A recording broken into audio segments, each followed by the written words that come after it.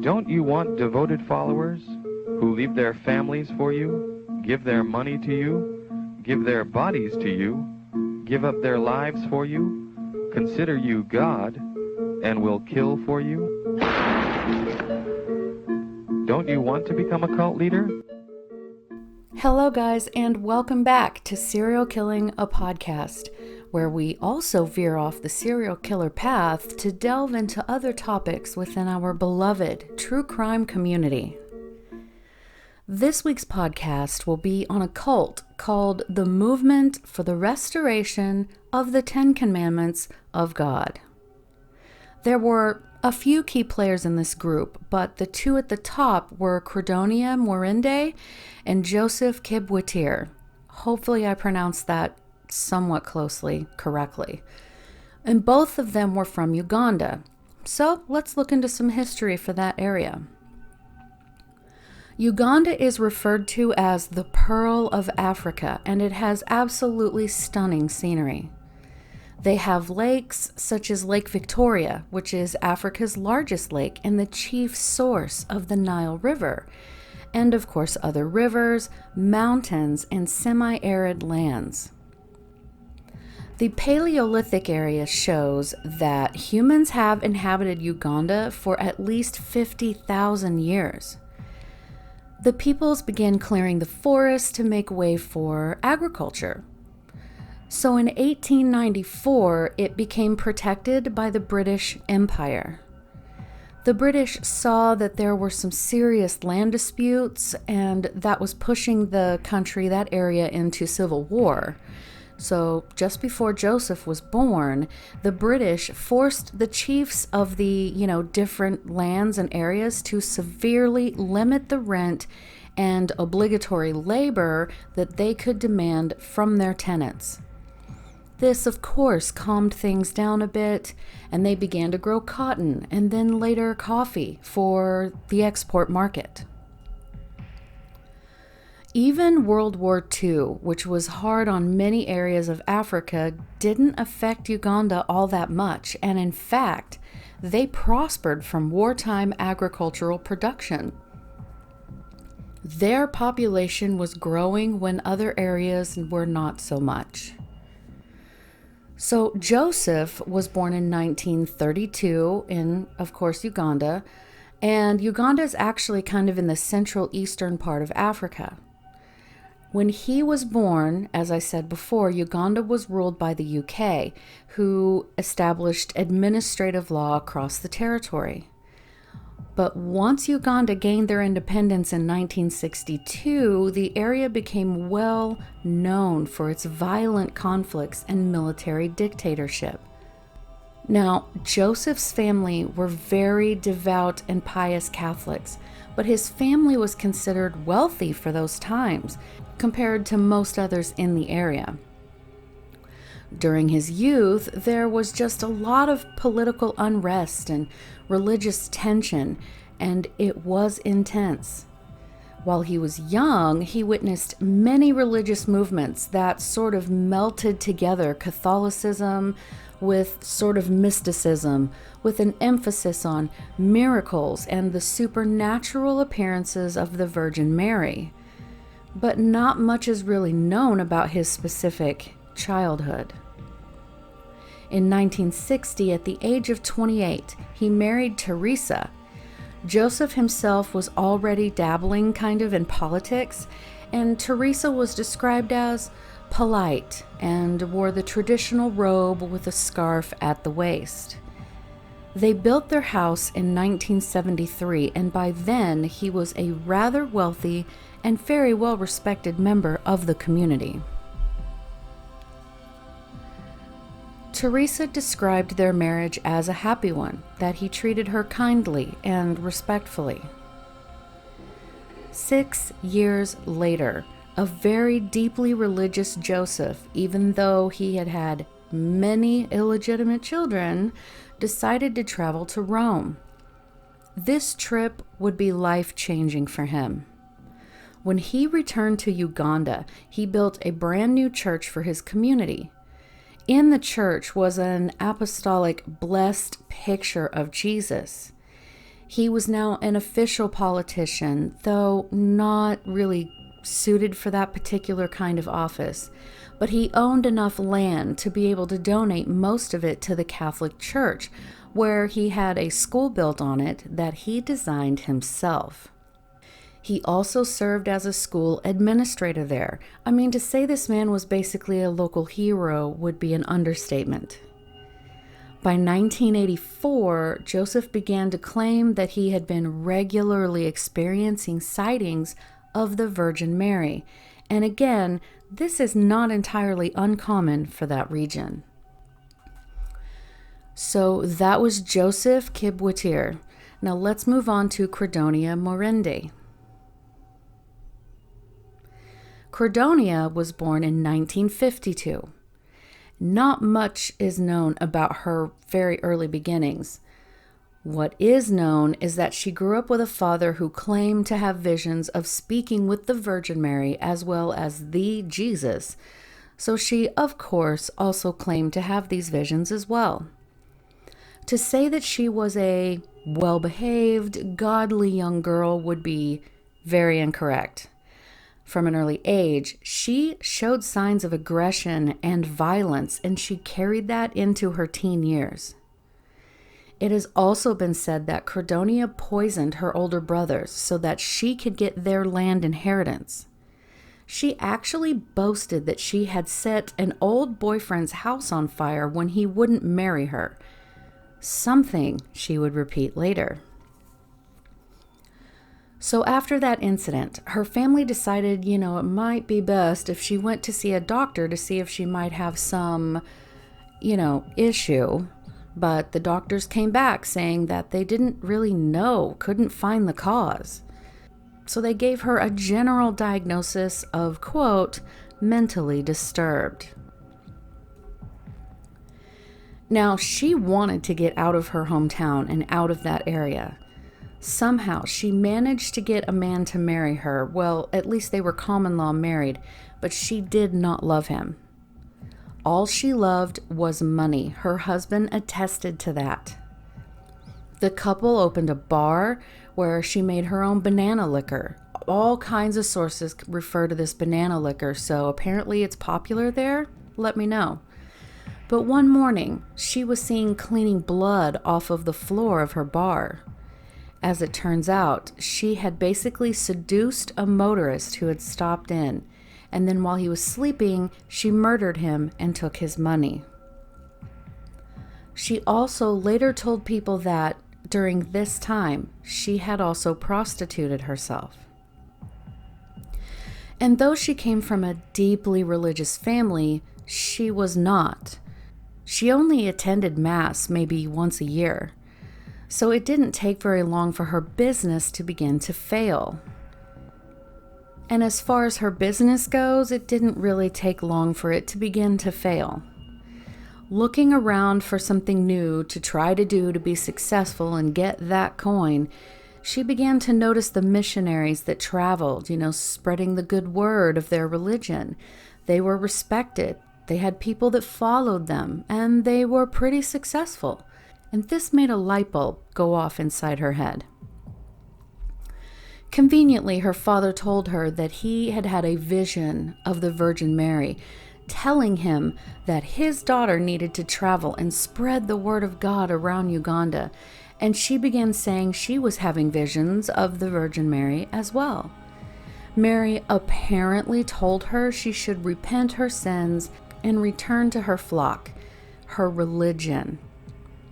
Of course, this was not true, but regardless, Credonia began telling people she had been a prostitute, but that she had turned her life back over to Christ, repented her sins, and she was redeemed. She wanted people to see that she had been a terrible sinner, and that, because she went back to her faith and was successful, that they could follow her and she would help them get back on the righteous path. People described her as universally beautiful, with soft skin and a flawless complexion. They watched as she fasted regularly. She slept on the hard ground, never smiled, apparently, and also apparently blacked out periodically during conversation to receive messages from the Virgin Mary. She was known to pray for hours, and she sat and wrote on paper continuously. Basically, she was trying to get people to think of her as like Mary Magdalene. She left her husband, she teamed up with 2 other women, and set out to travel the land, preaching the word, doing the Lord's work. In 1989, while traveling, they attended a service that had been led by Joseph Kibwetere, and once Credonia and Joseph met, they immediately bonded over their shared visions of the Virgin Mary, as well as their mutual irritation with the Roman Catholic Church. Now, this was a dissatisfaction held by many people in that area and time. AIDS was a very real epidemic in that region, and the church was steeped in controversy, which is, like, of course. She told Joseph that he was meant to be the leader of a flock, and he agreed, thinking, this is the moment of greatness I've been waiting for. This would be a good thing for Credonia as well, because during that time in that area, she would need a man to be the face of the flock, so to speak. Okay, so Credonia began telling Joseph that he should let her and the other 2 women move into his home in with his wife and children because the Virgin Mary had said so. So Joseph agreed. His wife was interviewed, and she said, quote, "She, Credonia, was humble at first, but she soon began to mistreat me.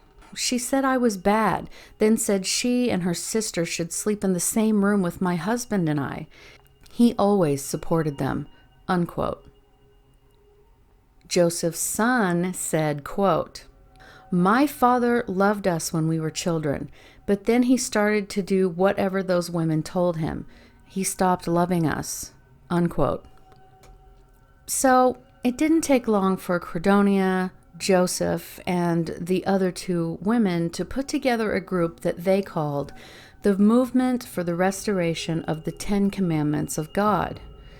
In less than 2 years, they had amassed at least 200 followers, a community that followed Joseph, or the prophet, and Credonia, or the programmer. Yes, you heard that correctly. Now, the duo's mission was to teach the Catholic faith and spread the Virgin Mary's message about the impending apocalypse. The end times were coming, which conveniently was set to be on January 1st of 2000. They attracted many followers really quickly, including priests that had been excommunicated from the church. They said people would soon be coming from around the world to the group for sanctuary. During this time, according to Joseph's wife, quote, "Credonia was silent and she stayed alone in that room there," and then his wife pointed to a door off her living room. "We would only see her when we went to Mass and meetings," unquote. Credonia also had a young boy who was said to be her nephew bring communications and messages back and forth to her. She said she was receiving messages from the Virgin Mary and was spending the whole day writing them down. His wife said Joseph was the face, but Credonia was the true leader. Now, people in neighboring areas stated that the group seemed to be, good people who didn't cause any trouble. They were completely self-sufficient, growing and tending their own food, running their own schools for the children, and everyone seemed happy and enthusiastic about their movement. Behind the scenes, well, that was a very different story. Joseph's wife and one of his sons stated that Credonia was very cruel, that she would explode into rages and beat Joseph's children, demanding complete obedience, including also her divinely inspired messages. After a while, it was commanded that no one speak at all.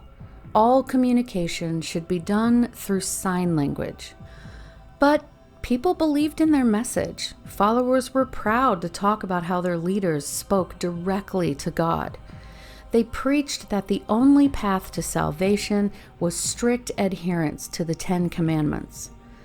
The leaders put together a 163-page book titled, quote, "A Timely Message from Heaven, the End of the Present Times," unquote. The dark book described prophecies of famines and wars, of rivers turning to blood, and of food turning to poison. And remember that part. Credonia encouraged a fanatical fear of the devil within the cult, and also used the members' devotion to her advantage.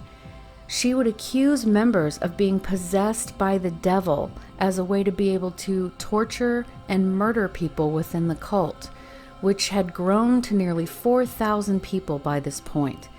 Credonia got so bad that even if supplies were brought in, say, by the pallet, nothing could come past the threshold of their area without her blessing it and exorcising the devil out of it. Okay, so new members were expected to sell their possessions and give their money to the cult. Sex, even among married couples, was discouraged. Joseph was not even allowed to sleep with his own wife.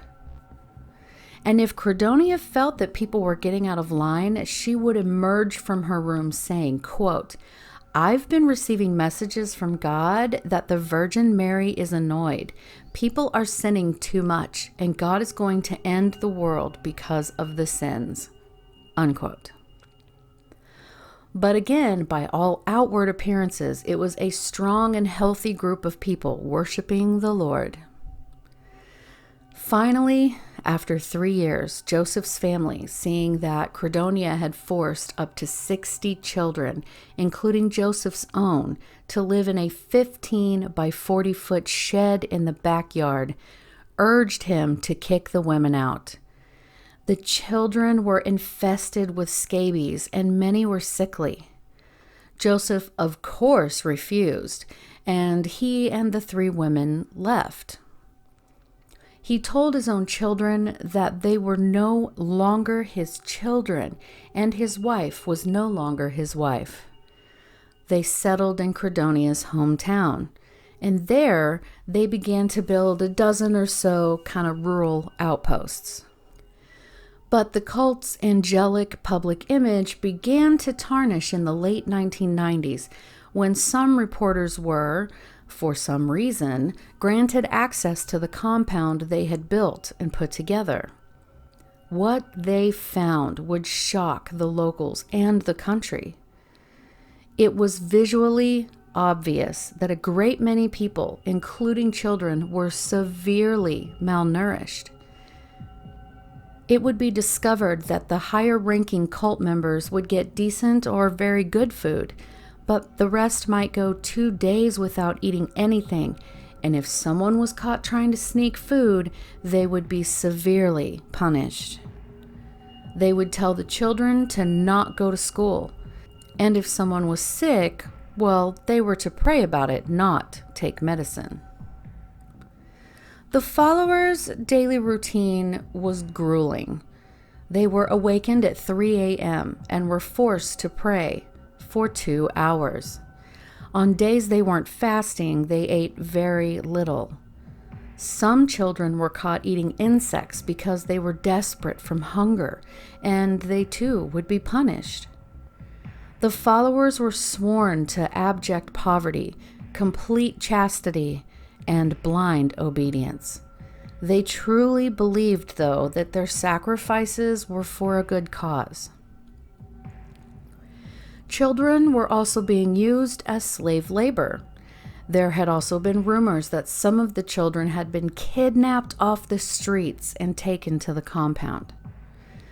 There were enough complaints that the government, after seeing the living conditions, ordered the cult to cease operations, but was later allowed to regroup. Now, with the new year looming, creeping ever closer, and the cult's prophecy drawing ever nearer, activity by the movement members became frenzied.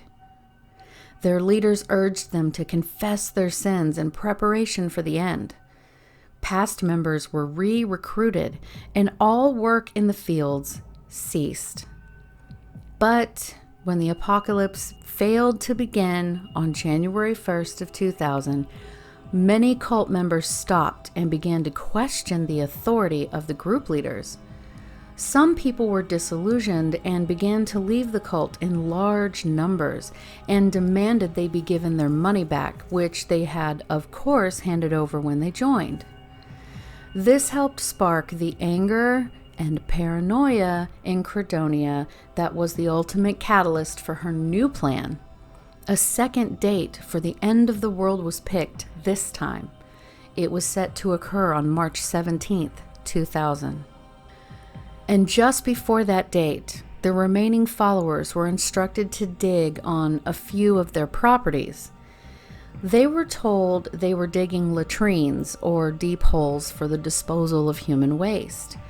Then, the followers were unknowingly given poison in their evening meal.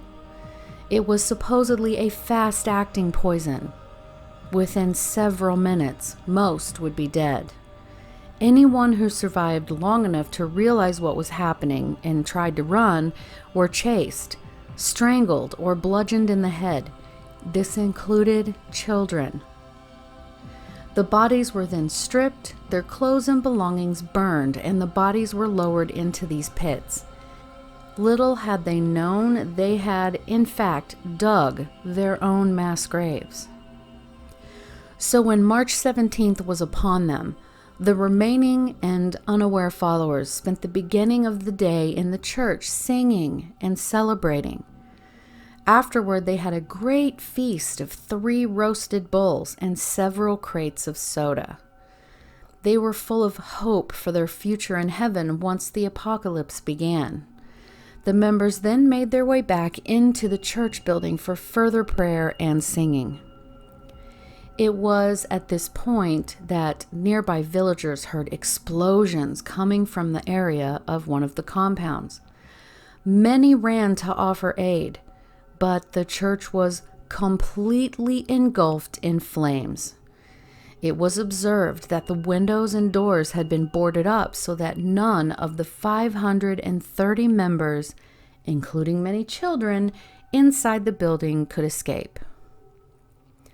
Once the fire was finally extinguished, the Ugandan authorities began to piece together the evidence. They found out that one of the higher-ranking leaders had purchased 50 liters of sulfuric acid, which could have started the fire. It was believed that Joseph and Credonia had perished in the flames. After the fire, there was an investigation on the other properties belonging to the movement, and there they found hundreds more bodies in unmarked graves. At first, the sites were believed to be mass suicides, but police later stated that they were investigating them as a mass murder. Some of the remains showed obvious injuries, like being hacked to death. The bodies were packed into these holes so tightly that it was difficult for officials to separate which body from what bones. As of today, Ugandan police believe that Joseph and Credonia may very well still be alive and have issued an international warrant for their arrest. In 2014, it was announced by the Uganda National Police that there were reports that Joseph was hiding in Malawi. But his wife stated he had died from some degenerative disease in October of 2000, meaning that still would have shown that he survived the fire.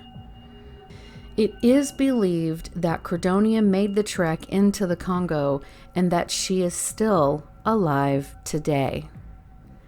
Thanks for listening.